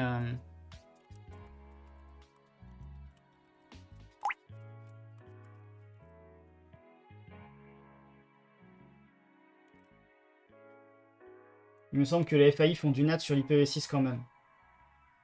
Ah! Ah! Bon, je vous avoue, là, je vous crois sur pas. Enfin, je ne sais pas, je n'ai pas vérifié. Allons-y, kernel build. Tac. Est-ce que sur mon bastion, maintenant dans le home, j'ai... Non. Donc je peux...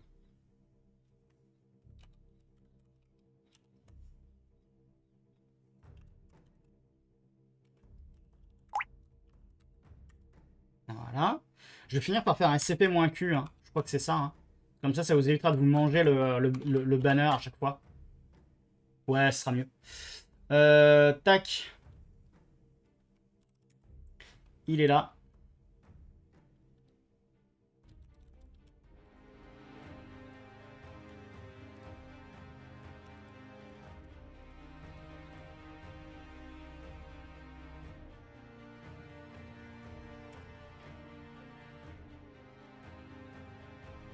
Pourquoi je ne pourrais pas en faire, c'est-à-dire du NAT?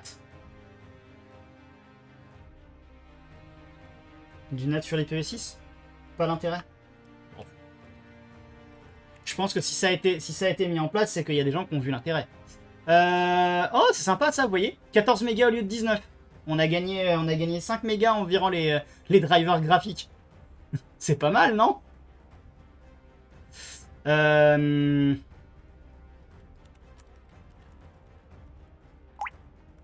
Vous voyez, si je fais un petit DU, en vrai, le noyau d'origine de NetBSD fait 28 mégas. Mon précédent HPVirt faisait 18 et là je suis déjà à 14. Allez, est-ce qu'il va fonctionner correctement?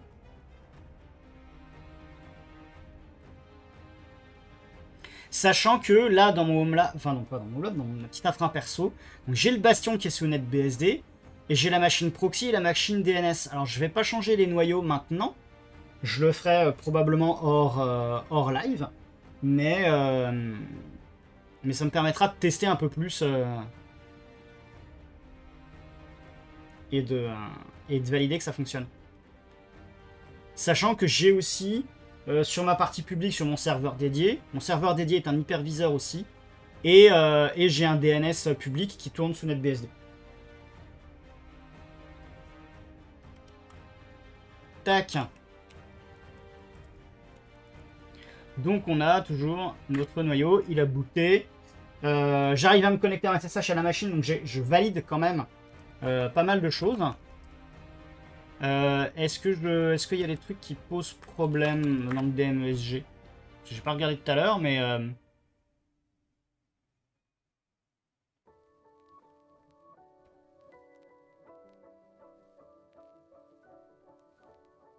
je sais pas si je tente un grep -i warn. Detecting hardware, ok. Error. Auto-configuration, fail to open. Oh la backdoor RPC channel. Ouais, non. AGP 0. Ouais, ça à la limite on s'en fiche. Et c'est quoi le truc quand il dit qu'il connaît pas le matériel? Note configured, je crois. Configure.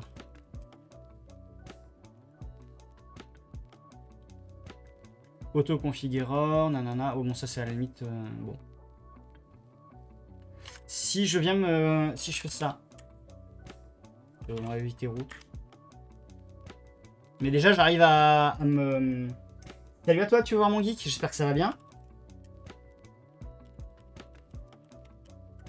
Tac, donc j'arrive à me connecter aussi en local, ce qui est plutôt pas mal. Ça veut dire que le clavier fonctionne. Ça fait partie des choses que je veux pas que je veux pas casser. Le clavier local, c'était quand même dommage. Donc on va pouvoir continuer. Hop, allez, on repart. On va se faire une petite dernière session, je pense. Parce qu'il est quasiment 8h moins le quart. Qu'est-ce que j'ai fait de mon... Hop, il est là.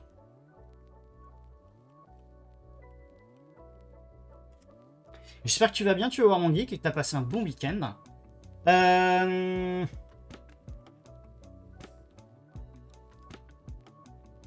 Oh, merci. Merci beaucoup pour le sub. C'est très très très gentil. Bah écoute, ça va. Un peu chaudement, mais ça va. On peut peut-être virer effectivement les hardware monitors, les températures. Et les trucs de power management. Ça, je pense qu'on va pouvoir les dégager en vrai. Pareil, le port printer parallèle aux ZEF, en vrai.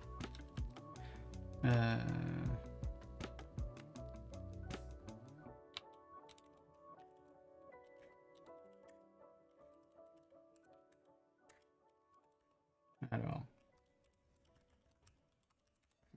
Hop. Et qu'est-ce qu'on va dire? On va dire remove useless parallèle printer support. VM. Parce que en vrai,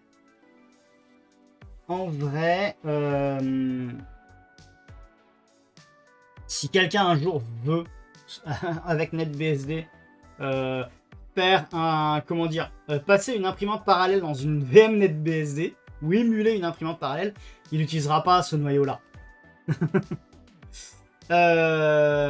Hop. Alors, on va peut-être regarder si on peut pas avoir d'autres trucs quand même. Parce que s'il y a juste ça à enlever, ça va pas... je suis tenté de vouloir dégager ça. Quoique, est-ce que ça risquerait de pas de poser des... Bon, c'est les températures, mais... Non, par contre, il y a un truc que je voudrais virer. Voilà, c'est... Alors, Atheros, on s'en fiche. Intel, paf, paf, paf. Mellanox, Realtek. Voilà, Intel aussi.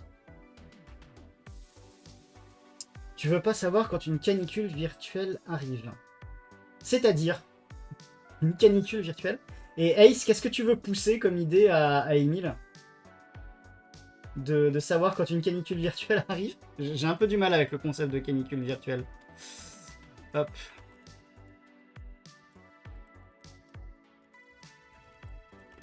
Allez, et là, on lui dit que on remove... De mettre une imprimante parallèle. De mettre une imprimante en parallèle sur le noyau. Remove useless network driver support. On VM. Allez, et on pousse. Là, les températures sur la VM. Ah, je l'ai laissé. Je l'ai laissé, je crois, le truc des températures. Faudra peut-être que je le dégage. Mais j'ose espérer que là, honnêtement, franchement, justement, je fais exprès d'avoir d'utiliser les VFIO. Donc, normalement, Intel, Mellanox, Realtek, il n'y a pas de raison que ça passe. Enfin, que ça empêche la machine d'être accédée. Allez, on va revenir ici. C'est vrai que ça avait rechargé tout seul. Le 11.0, on l'enlève. Et le générique, on l'enlève aussi. Mais pour le coup, tiens, je vais vérifier un truc. Non, hein, remarque, je sais même plus comment on fait pour avoir les températures sous NetBSD. Donc, Et on va peut-être changer le nom de la merge request parce qu'il commence à y avoir pas mal de commits dedans. Hop.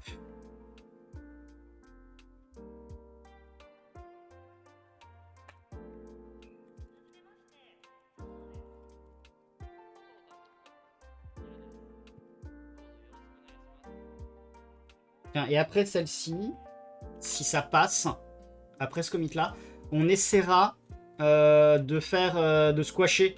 Parce que vous voyez, là, j'ai un revert et j'ai un fit. Et je vais voir s'il y a moyen que je puisse squasher les commits. Et de fait avoir que ça. Enfin, de pas avoir les trucs...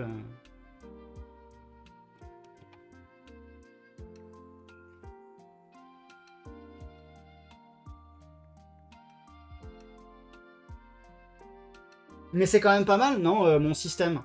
Je suis assez content de moi, pour le coup. J'update ma config noyau. Je pousse. Et ça compile. Et j'ai même pas à m'embêter. C'est assez stable. Je peux lancer une compilation de noyau. Je pars faire autre chose. Et 5 minutes plus tard, hop. Tout frais, enfin toute chose sortie du four. Hop, un nouveau noyau. Enfin, un, voire même 3 en fait, dans ce cas de figure-là. Il faudra quand même que je fasse des configs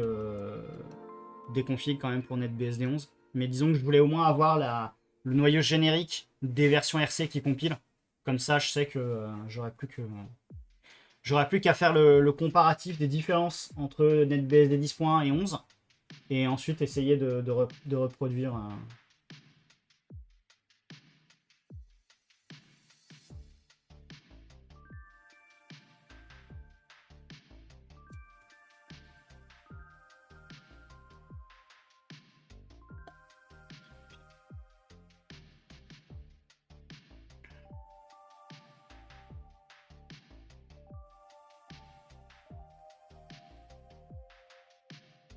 Mais très clairement, avec tous ces trucs en moins, j'ose espérer qu'en termes de ressources, j'espère qu'on verra un peu la différence quand j'aurai réussi à bien faire le ménage. Alors déjà, le kernel en lui-même, il prend moins de place. Mais c'est quand même pratique de garder le kernel générique à côté au cas où. Donc ça, à la limite, la place sur le disque, c'est pas tant un problème. Surtout que voilà, un noyau qui fait 28 mégas, bon... Alors certes, ça tient plus sur une disquette, mais bon. D'ailleurs, je crois que j'avais vu passer, je sais plus par qui, je crois qu'il y a des gens qui ont encore réussi à compiler un noyau Linux. Alors je crois que c'est pour x86 32 bits, mais qui tient encore sur une disquette. Un noyau relativement moderne, genre un noyau 5 ou 6, hein, et qui tient encore sur une disquette. C'est quand même assez fort. Et j'avoue, ce serait assez classe. Tiens, d'ailleurs, je me demande combien il pèse Small BSD, d'ailleurs. Si je reviens sur... hop.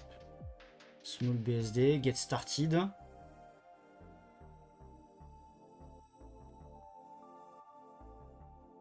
Est-ce qu'il n'a pas un... Ah, il fournit pas un noyau binaire directement?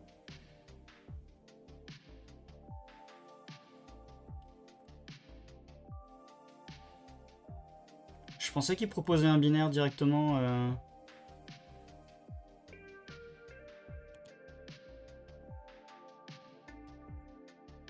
Ah, Floppinux, qui tient sur une disquette. Mais ça, c'est directement des images. Ok. Release, 2 tags. Asset. Build, rescue. Ah, c'est directement des images. Ouais, mais attendez, je raconte une bêtise. En vrai, si je vais sur cdn.netbsd.org, en vrai, pub netbsd, release 11. Non, arrête, ils ont pas. Ah non. 11.0 RC5, AMD 64, binary, kernel, et normalement il y a un micro VM, voilà. Et donc le NetBSD micro VM, hop, allez, on va le télécharger.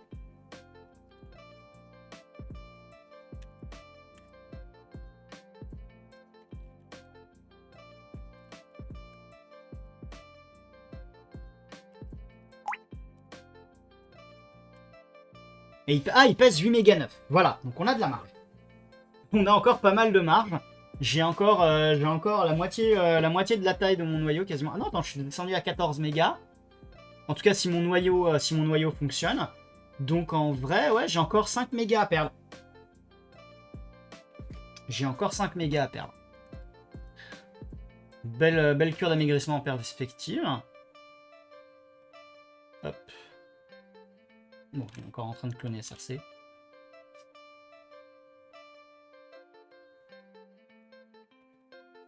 Mais c'est plutôt pas mal, non moins de 10 mégas pour le kernel micro VM, c'est pas mal. Hein. Franchement, j'ai Emile. Hein.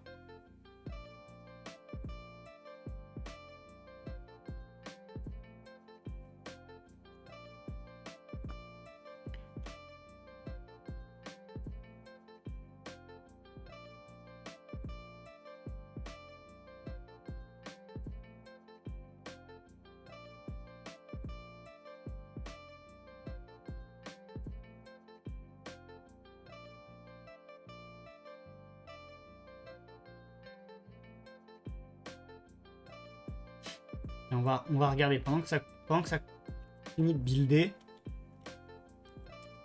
Est-ce que je peux faire... Comment je peux squasher déjà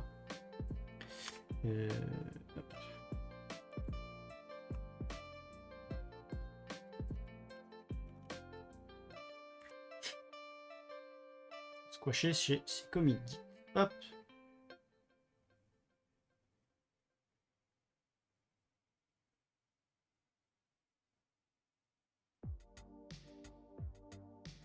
Ah, le truc, c'est qu'il va vouloir squasher...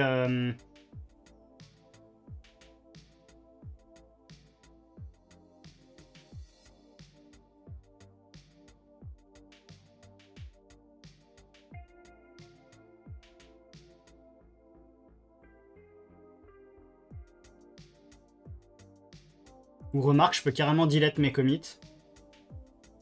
Et faire un push-F. Oh, c'est moche.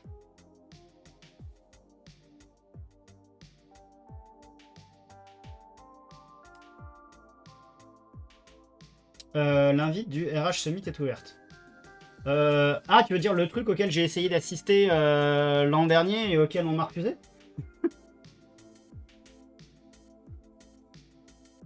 Oui, ouais, bah je vais peut-être pas retenter cette année.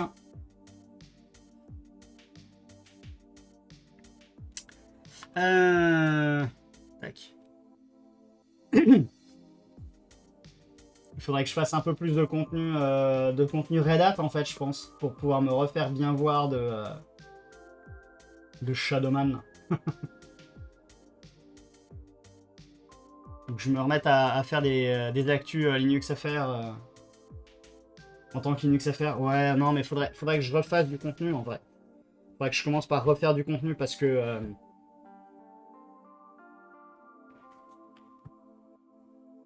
Mais en vrai, en ce moment, je touche même plus de... Enfin, même à titre perso, je touche plus de Red Hat. Et à la limite, je fais un peu de Fedora à la maison, mais en vrai, c'est juste parce que c'est mon OS bureautique. Mais... Allez, job succeeded. Tac. Même pas de... alors attends, on va commencer déjà à virer kernel. Hop, build. Et j'ai oublié. Kernel. Build.log et on a dit output. Là. Non, c'était ici.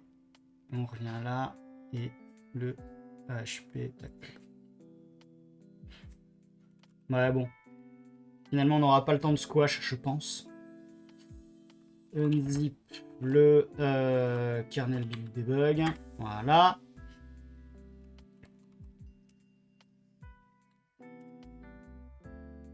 Voilà. On revient ici. Sudo mv. Tac. On va faire un -v quand même. Juste pour être sûr qu'il le... Voilà, il l'a bien fait. Chaume. Tac. Juste... Ah oui, j'avais fait le DU, moi. Hop. Tac. On est toujours à 14 mégas. Hein. Il n'a pas enlevé grand-chose de plus.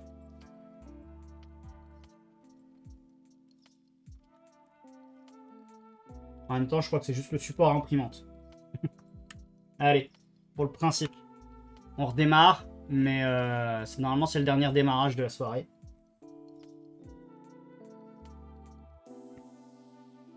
Ah, bah ça c'est chouette. Bon allez, je vais essayer de faire durer encore quelques minutes de plus et puis tu me fais signe quand t'es prêt, Adrien. Bon, remarque, je le verrai assez vite. Hop. On va aller s'ouvrir un nouvel onglet. Hop. Il y a moyen de... Tac. Non, il a mis en pop-out. Non. Ah, écoute. Bon, on va rouvrir une autre page. Hein. Back to Twitch. Mute. Et on va aller chercher. On va chercher Adrien LTDJ. Tac.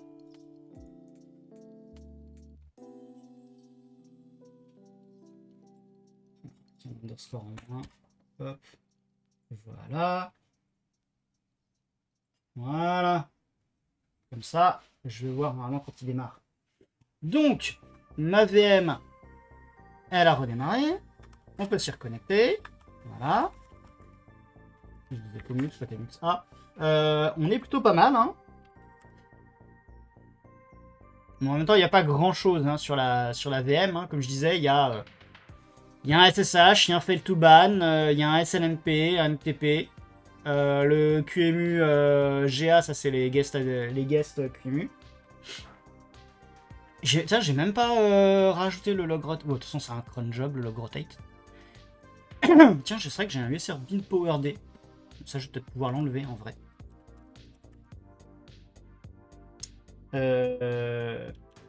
Juste par curiosité, rc.d, PowerD.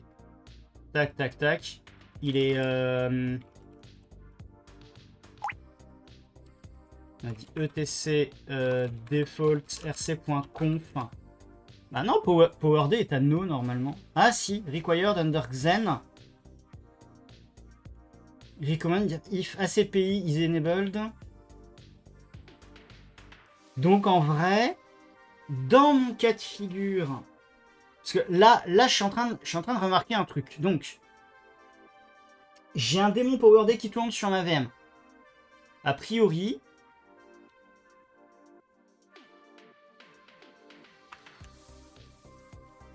ouais, on va faire un vim.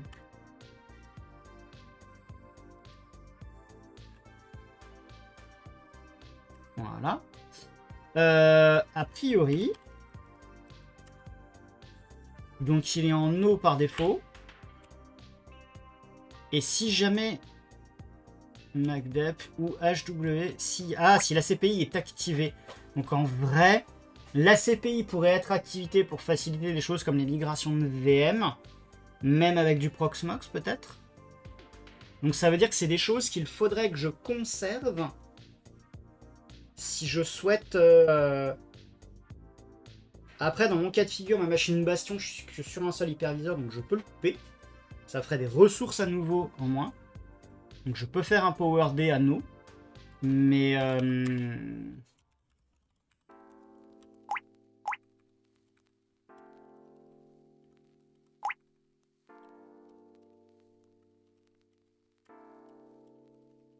Alors je le mets à yes pour le moment.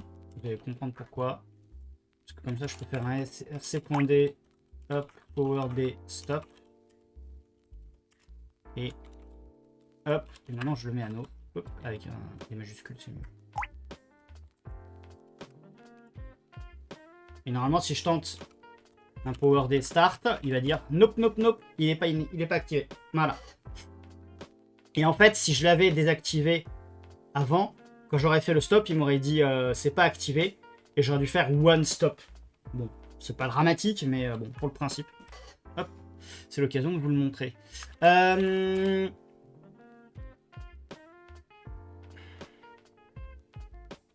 Là, je pense que je peux difficilement faire plus léger. On est à 97 mégas de RAM utilisé, ce qui veut dire que je pourrais passer ma VM à 128 mégas de RAM. Ce serait quand même pas mal. Et niveau utilisation de CPU, on est vraiment bas. Alors que pourtant, il y a un fail to ban qui tourne. C'est quand même connu pour pas être ultra léger, fail to ban, d'après ce que j'ai compris. Après, c'est peut-être aussi parce que je me suis pas encore fait... Tiens, d'ailleurs, je suis curieux. Fail to ban -client.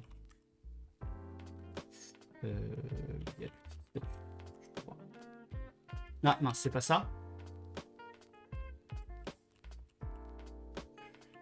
J'ai les... Ah oui, status tout court. Non, pas get, hop, status.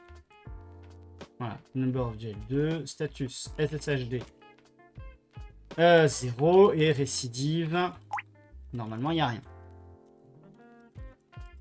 Voilà. Bon. Donc normal que fail to ban soit léger sur cette machine, parce qu'il a rien banni pour l'instant.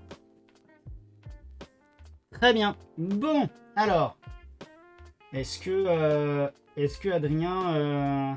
Ah, Adrien a lancé son live. Il n'est pas encore en place, mais il a au moins lancé le live. Donc, on va pouvoir s'y mettre. On va pouvoir aller le raider. Bien, bien, bien, bien, bien.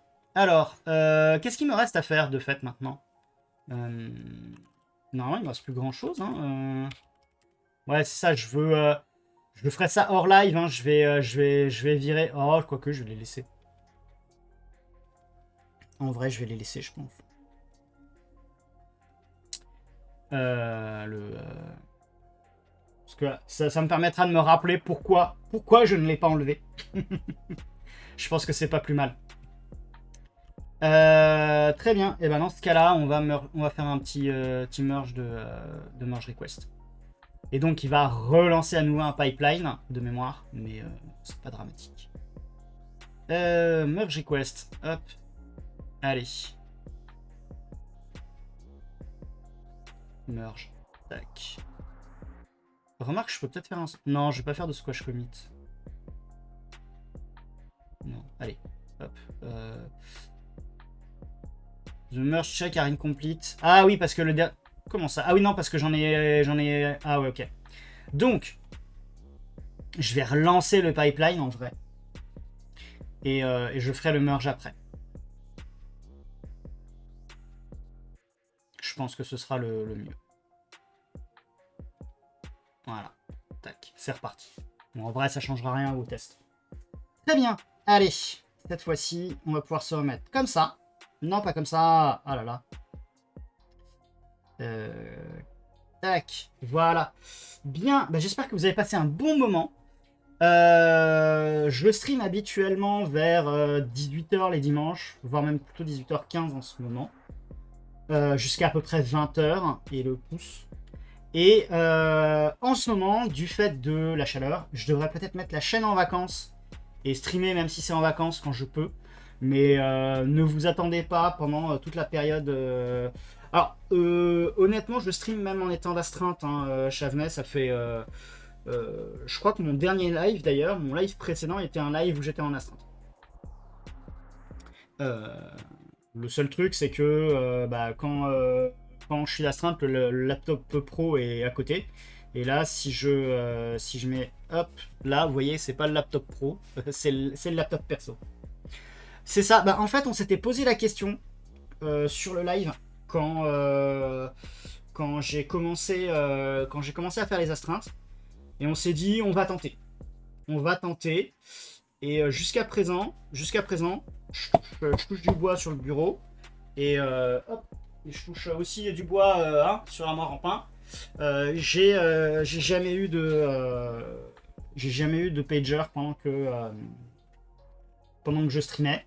Et de toute façon, j'ai prévu la petite image au cas où. Je peux mettre le stream en pause. Et si je vois que ça dure longtemps, je coupe le stream, tout simplement.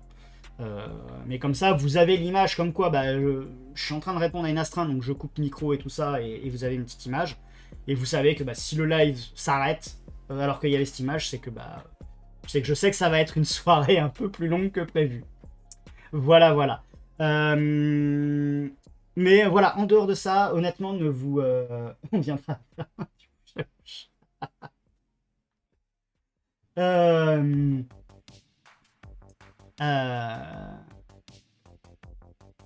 Non, mais ça pourrait arriver. En vrai, ça pourrait arriver. Le cas de figure est prévu. On s'était dit, on tente notre chance.